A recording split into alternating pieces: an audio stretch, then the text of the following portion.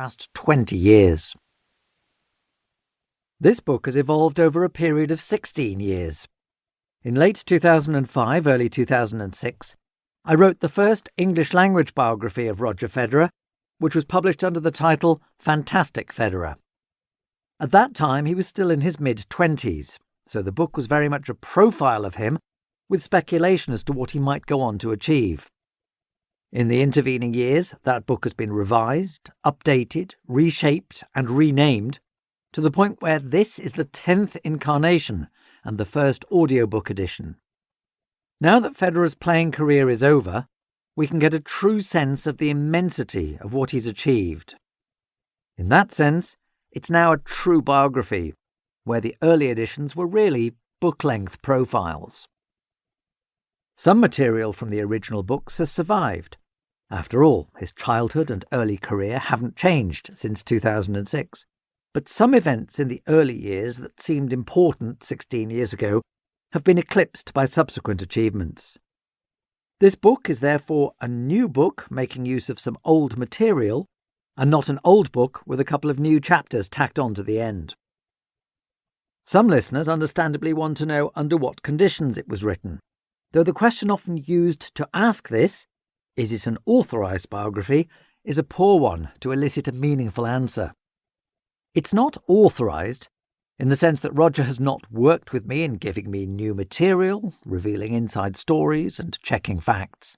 But I prefer to call it an independent biography, as the word unauthorised is often taken to mean inherently hostile. I first approached Federer in April 2004 to discuss working on a book. 18 months later, I had a meeting with his agents, who passed on the message that Roger doesn't do anything that he doesn't put the required effort into, that he didn't have time to do a book to the standard he would feel happy with, and therefore he wasn't going to work with any author. That position hasn't changed in the years since, despite about a dozen approaches a year from publishers all wanting to write his inside story. The Roger Federer inside story doesn't exist, and it might never exist, such as the way he guards his privacy and information about the inner workings of Team Federer.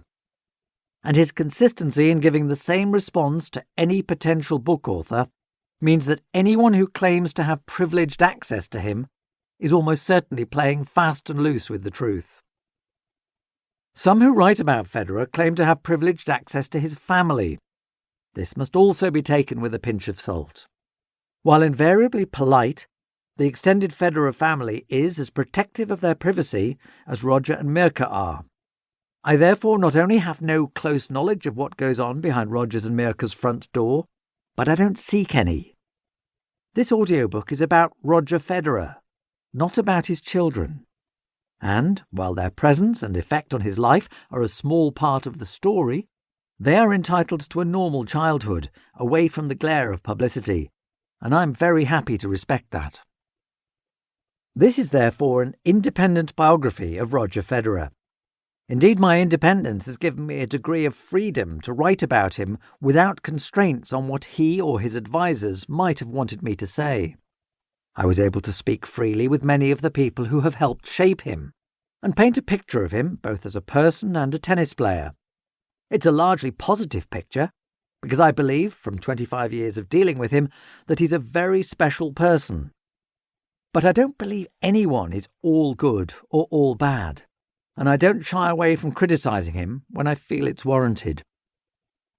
Some choose to view independent biographies as a good second-best holding option until the subject chooses to write their autobiography.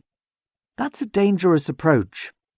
It's true that the subject will know all the inside stories and be able to throw a different light on the background to certain events, but it's only his or her version of events, and may well be what they want the public to know, rather than what actually happened. If Roger Federer does one day write his own memoirs, they'll add an interesting dimension to the Federer story, but they won't be the definitive work on their own. Biographies like this, that draw on interviews done specifically for them, plus various other pieces of information in the public domain, are more likely to present a fair portrait of the person under discussion than that person's own account of what happened. I'm fortunate to be in a pretty much